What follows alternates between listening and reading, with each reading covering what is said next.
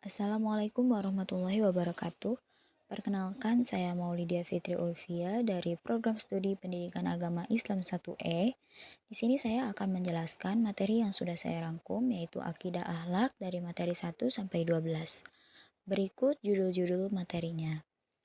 Yang pertama, akidah dan prinsip dasar Islam Syahadatain, kemudian Islam sebagai agama wahyu 1, Islam sebagai agama wahyu 2, hal-hal yang dapat membatalkan iman dan akidah seseorang, integrasi akidah dan dakwah, Izzatul Islam wal Muslimin 1, Izzatul Islam wal Muslimin 2, wasatiyah moderasi dalam akidah, aliran mazhab akidah, bahaya liberalisasi akidah, ibadah dan syariah, implementasi keteladanan Rasulullah SAW, hari kiamat dan kehidupan akhirat. Baik, mari kita beralih ke materi yang pertama, yaitu akidah dan prinsip dasar Islam Syahadatain. Pentingnya akidah dalam kehidupan yaitu sebagai pedoman hidup, karena akidah adalah pengikat diri dengan Allah atau kemudian dengan akidah menjadi solusi krisis makna dan generasi nokturnal di negara maju akibat terlalu bersandar pada teknologi dan materi tanpa menghadirkan Tuhan. Poin selanjutnya adalah pentingnya akidah dalam kehidupan sebagai pondasi hidup, yaitu ada dua rukun utama dalam la ilaha illallah. Yang pertama, la ilaha yang disebut dengan an-nafyu atau penafian, yaitu menafikan atau menolak segala Tuhan, dan yang kedua al-isbat atau penetapan, yaitu illallah, artinya menetapkan hanya Allah satu-satunya zat yang berhak disembah. Agar syahadat sah dan bermakna, seseorang harus memenuhi syarat-syarat syahadat. Pertama, al-ilmu, memahami makna kalimat tauhid. Yang kedua, al-yakin, total tanpa ragu. Al-qabul, menerima secara ikhlas tanpa kesombongan. Al-inqiyad, tunduk dan patuh pada aturan syariat Allah. As-sidqu, jujur dalam beriman. Al-ikhlas, beramal tanpa pamrih atau riya. Dan yang terakhir, al-mahabbah, yaitu mencintai Allah dan syariatnya yang diwujudkan melalui pengorbanan. Kesimpulan yang dapat diambil dari materi ini adalah akidah yang murni mendatangkan ketenangan hati dan jaminan surga bagi yang menjaganya hingga akhir hayat. Materi selanjutnya adalah Islam sebagai agama wahyu 1. Makna Islam secara bahasa berarti damai, tunduk, patuh, dan berserah diri kepada Allah. Seorang muslim seharusnya membawa kedamaian, tidak suka membuat kegaduhan, dan memiliki mental yang kokoh, karena muslim hanya bersandar kepada Allah. Terdapat 3 kesatuan yang tidak dapat terpisahkan dalam perjalanan seorang hamba, yaitu Islam, iman, dan ihsan. Adapun karakteristik ajaran Islam, yaitu yang pertama, syumuliyah atau komprehensif, mencakup seluruh aspek kehidupan. Yang kedua, alamiah atau universal, cocok untuk seluruh manusia karena sejalan dengan fitrah kemanusiaan. Yang ketiga, ilahiyah atau robbani, bersumber langsung dari wahyu Allah sehingga sifatnya mutlak dan tidak bisa dimanipulasi. Selanjutnya, waqi'iyah atau realistis, praktis dan tidak memberatkan. Terakhir, wasatiyah atau pertengahan, tidak ekstrim kanan atau radikal dan tidak ekstrim kiri atau liberal. Kesimpulan dari materi ini adalah Islam bukan sekedar identitas, melainkan harus diwujudkan melalui akhlak mulia. Seorang muslim yang baik adalah yang orang lain merasa aman dari gangguan lisan atau ucapan dan tangannya atau perbuatan.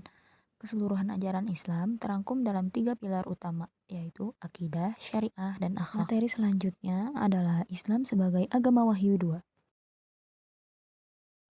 Apa itu Islam sebagai agama wahyu? Islam diturunkan langsung oleh Allah Subhanahu wa Ta'ala sebagai rahmatan lil alamin. Perbedaan utamanya dengan agama budaya adalah Islam memiliki kitab suci yang terjaga, yaitu Al-Quran, dan basis akidah yang jelas, bukan buatan manusia. Seluruh ajaran Islam bertujuan untuk mendatangkan kemaslahatan bagi manusia, selaras dengan fitrah manusia dan tidak bertujuan untuk menciptakan kegaduhan. Materi selanjutnya adalah hal-hal yang dapat membatalkan iman dan akidah seseorang. Yang pertama adalah riddah atau murtad. Murtad adalah keluarnya seseorang dari agama Islam. Terdapat 3 cara seseorang bisa dianggap murtad, yaitu pertama dengan niat atau keyakinan, dengan keraguan atau keyakinan yang menyimpang di dalam hati. Yang kedua, ucapan atau murtad qauli, mengucapkan kata-kata kekufuran, menghina simbol agama meskipun bercanda, atau mengkafirkan sesama muslim. Dan yang terakhir, murtad dengan perbuatan, yaitu melakukan tindakan yang menunjukkan keluar dari Islam. Selanjutnya yaitu syirik atau menyekutukan Allah, Syirik adalah dosa terbesar yang dapat menghapus seluruh amal ibadah. Syirik juga terbagi dua, yaitu yang pertama syirik akbar, meyakini adanya Tuhan selain Allah, menyembah berhala atau berkorban sesajen untuk selain Allah. Dan yang kedua syirik asgor atau syirik kecil, seperti ria, pamer amal, atau ujub bangga diri. Meski tidak langsung mengeluarkan dari Islam, hal ini membatalkan pahala amal tersebut. Adapun sarana syirik yaitu menggunakan jimat, percaya dukun, sihir, santet, serta ramalan bintang atau zodiak, astrologi. Hal yang dapat membatalkan akidah selanjutnya adalah mengaku sebagai nabi atau percaya nabi baru. Dan yang keempat, menghalalkan yang haram dan mengharamkan yang halal. Yang terakhir, ada paham-paham modern atau ghazwul fikri, seperti ateisme, komunisme, dan liberalisme yang meniadakan Tuhan atau mencampur adukan ajaran agama melalui perang pemikiran di zaman modern. Maka dari itu, kita harus waspada terhadap paham-paham tersebut. Kesimpulannya, akidah harus terus dirawat dengan memperbarui iman melalui ucapan la ilaha illallah dan menjauhi segala bentuk penyimpangan agar tetap dalam keadaan muslim hingga akhir hayat. Materi selanjutnya adalah integrasi akidah dan dakwah. Akidah dan dakwah saling berkaitan erat. Dakwah adalah cara untuk meluruskan akidah agar umat keluar dari kegelapan menuju cahaya tauhid. Dan ibadah paling mulia adalah mengajak orang ke jalan Allah atau dakwah. Adapun keutamaan berdakwah adalah sebagai pahala jariah dan lebih berharga dari materi dunia karena menunjukkan jalan kebenaran kepada satu orang lebih baik daripada memiliki harta duniawi yang paling mewah. Setiap muslim adalah dai. Dakwah menjadi kewajiban personal yang bukan hanya tugas ustadz atau kiai. Jadi, setiap muslim harus berdakwah sesuai kapasitasnya masing-masing. Seperti sampaikan dariku walau satu ayat. Dan profesi sebagai sarana untuk dakwah. Jiwa dakwah harus tetap ada untuk mengajak pada kebaikan dan mencegah kemungkaran. Adapun prinsip dan metode dakwah yaitu rahmatan lil alamin, merangkul bukan memukul, dan gunakan berbagai sarana seperti di era modern dengan teknologi digital dan media sosial. Di dalam berdakwah juga terdapat tantangan yang perlu dihadapi. Yang pertama, masalah niat. Niat dalam dakwah harus ikhlas karena Allah. Yang kedua, kebekuan intelektual. Seorang dai harus terus memperbarui ilmunya agar relevan dengan perkembangan zaman dan problematika masyarakat. Dan yang ketiga, perpecahan. Penting untuk menjaga persatuan jamaah dan menghindari perpecahan agar kekuatan umat tidak hilang. Materi selanjutnya adalah Izzatul Islam wal Muslimin 1. Izzah berarti keagungan, kejayaan, kemuliaan, dan keluhuran diri. Izzah adalah lawan dari kehinaan. Seorang muslim harus memiliki harga diri dan nilai-nilai luhur dalam kehidupannya. Pilar kejayaan atau izzah dapat diperoleh dengan akhlak dan moralitas, tauhid, amal soleh, budaya ilmu, ukhuwah, dan loyalitas. Allah Subhanahu wa Ta'ala memberikan 5 keistimewaan kepada Nabi Muhammad SAW dan umatnya yang menunjukkan izzah mereka. Di antaranya, wibawa yang membuat musuh segan, seluruh bumi dijadikan suci dan tempat sholat, kehalalan harta rampasan perang atau ghanimah, pemberian syafaat di hari kiamat, dan risalah Islam yang bersifat global untuk seluruh umat manusia. Kesimpulan dari materi ini adalah kejayaan Islam atau Izzatul Islam dapat diraih kembali jika setiap muslim mampu mengintegrasikan nilai-nilai tauhid, ilmu, dan akhlak mulia dalam kehidupan pribadi, keluarga, maupun bernegara. Materi selanjutnya adalah Izzatul Islam wal Muslimin 2. Izzatul Islam wal Muslimin dapat diraih dengan mengikuti manhaj nubuwah, yaitu mengikuti jejak dan tuntunan Rasulullah SAW. Kemudian mengikuti kemajuan sains dan teknologi dan dakwah sebagai pencerah, karena dakwah bertujuan mengeluarkan manusia dari kegelapan menuju cahaya hidayah. Izzah juga dapat diraih dengan doa. Kekuasaan dan kemuliaan sepenuhnya ada di tangan Allah. Umat Islam harus rajin berdoa seperti doa dalam Quran surat Ali Imran ayat 26. Kemudian bersabar dalam menghadapi cobaan hidup dan takwa menjadi kunci utama mendapat solusi dari Allah atas setiap masalah. Jadi, pilar utama izzah adalah tauhid, mengikuti manhaj nubuwah, penguasaan sains dan teknologi, dakwah, doa, serta sabar dan takwa. Materi selanjutnya adalah wasatiyah moderasi dalam akidah. Apa itu wasatiyah? Wasatiyah berarti pilihan yang terbaik, adil, dan berada di jalan tengah atau ummatan wasaton. Konsep ini menjauhkan diri dari dua kutub ekstrim, yaitu ifrod atau berlebih-lebihan ekstrim kanan dan tafrid meremehkan atau ekstrim kiri. Prinsip-prinsip wasatiyah yang pertama tawasud dan tawazun, yaitu berkeadilan dan seimbang dalam segala sisi kehidupan. Selanjutnya ada islahiyah dan aulawiyah, selalu berorientasi pada perbaikan atau reformatif dan memilih hal-hal yang paling utama atau terbaik. Selanjutnya, proporsional, bertindak sesuai porsi, mengakomodasi kemajuan zaman tanpa harus menjadi kaku atau jumud ataupun bebas tanpa batas atau liberal. Wasatiyah dalam beragama dapat menjaga fitrah. Agama Islam itu mudah. Sikap ekstrim yang mempersulit ibadah atau menjauhi fitrah manusia seperti tidak mau menikah atau puasa terus-menerus tanpa berbuka itu dilarang oleh Nabi. Yang kedua, menghindari khawarij atau takfiri. Menolak pola pikir ekstrim yang mudah mengkafirkan sesama muslim hanya karena perbedaan pendapat atau menghalalkan darah orang lain. Adapun manfaat wasatiyah yaitu himayatuddin, menjaga agama, himayatul ummah, menjaga umat, dan himayatud daulah, menjaga negara. Di dalam kehidupan, ilmu dan amal haruslah seimbang. Berilmu harus diiringi dengan amal, begitu pula beramal harus didasari dengan ilmu agar tidak tertolak. Begitu juga khauf dan roja atau takut dan harap. Seimbang antara rasa takut akan azab Allah dan rasa harap akan rahmatnya. Begitu juga dunia dan akhirat. Bekerja keras untuk akhirat tanpa melupakan bagian di dunia. Dunia adalah jembatan menuju akhirat, sehingga etos kerja yang tinggi sangat dianjurkan. Materi ini dapat disimpulkan bahwa wasatiyah adalah cara berislam yang menyeluruh untuk mencapai kebahagiaan individu dan sosial, serta menjaga keutuhan berbangsa dan bernegara dengan cara yang adil dan moderat. Materi selanjutnya yaitu aliran mazhab akidah.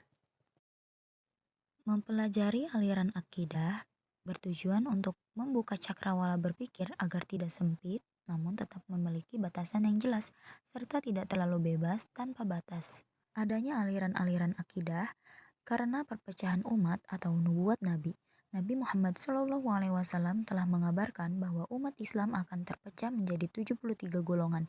Dari jumlah tersebut hanya satu yang akan selamat, yaitu Ahlus Sunnah wal Jamaah atau Al-Firqah An-Najiyah. Kriteria golongan yang selamat adalah mereka yang mengikuti ajaran Nabi dan para sahabatnya. Ma ana alaihi wa ashabi. Apa itu Ahlus Sunnah wal Jamaah? Aswaja atau Ahlus Sunnah wal Jamaah adalah mengikuti sunnah Nabi, ucapan, perbuatan, ketetapan, dan berjamaah bersama para sahabat tabi'in serta tabi'ut tabi'in. Adapun tiga model mazhab akidah aswaja yaitu Ahlul Athar, Asy'ariyah, dan Maturidiyah. Asy'ariyah dan Maturidiyah banyak menggunakan pendekatan rasional atau logika untuk membantah kaum ateis dan Mu'tazilah yang mendewakan akal. Apabila ormas di Indonesia yaitu NU, Muhammadiyah, Persis, dan lain-lain. Adapun aliran yang keluar dari Aswaja disebut dengan golongan sesat, yaitu Khawarij, Syiah, dan lainnya seperti Mu'tazilah, Jabariyah, Jahmiyah, dan Musyabbihah. Selama seseorang masih menghadap kiblat yang sama, menjalankan sholat 5 waktu, puasa, dan haji, kita tidak boleh sembarangan mengkafirkan atau menajiskan mereka. Dosa besar seperti mencuri atau berzina menurut Aswaja tidak membuat seseorang keluar dari Islam atau menjadi kafir, berbeda dengan pandangan Khawarij yang langsung memvonis kafir. Kesimpulannya, akidah yang benar adalah yang mencocokkan keyakinan dengan Al-Quran, Sunnah, dan pemahaman para sahabat serta ulama-ulama kredibel yang mengikuti jalan mereka. Materi selanjutnya yaitu bahaya liberalisasi akidah, ibadah, dan syariah. Liberalisme muncul di Barat sebagai gerakan pencerahan untuk membebaskan akal dari doktrin gereja yang dianggap menghambat sains. Prinsip utamanya adalah menempatkan akal di atas iman dan menekankan kebebasan individu yang mutlak dalam berpikir. Liberalisasi di Indonesia diadopsi oleh sarjana yang belajar di Barat dan berkembang menjadi gerakan seperti Jaringan Islam Liberal atau JIL pada tahun 2000-an. Metode penyelusupannya melalui media sosial, tulisan di jurnal atau buku, serta mimbar akademik di kampus-kampus Islam. Fenomena dan dampak nyata dari liberalisasi masa kini adalah nikah beda agama. Munculnya gagasan fikih lintas agama yang memperbolehkan nikah beda agama meskipun Mahkamah Agung dan MUI telah menetapkan bahwa hal tersebut ilegal di Indonesia. Kemudian sinkretisme salam. Tren mencampur adukan salam antar agama yang sebenarnya ditolak oleh para tokoh agama masing-masing karena dianggap merusak pakem ibadah. Kemudian penyimpangan agama. Contoh ekstrim seperti wanita menjadi khotib dan imam sholat bagi jamaah laki-laki yang menggugat teks agama yang sudah baku. Adapun tantangan liberalisasi di zaman modern ini adalah dukungan terhadap LGBT dan ateisme. Harapannya, mahasiswa dan masyarakat dihimbau untuk bersikap kritis terhadap pemikiran yang menggugat dasar-dasar akidah. Tujuan pendidikan akidah adalah untuk meluruskan dan mengedukasi agar umat tidak terjebak dalam pemikiran yang menyesatkan.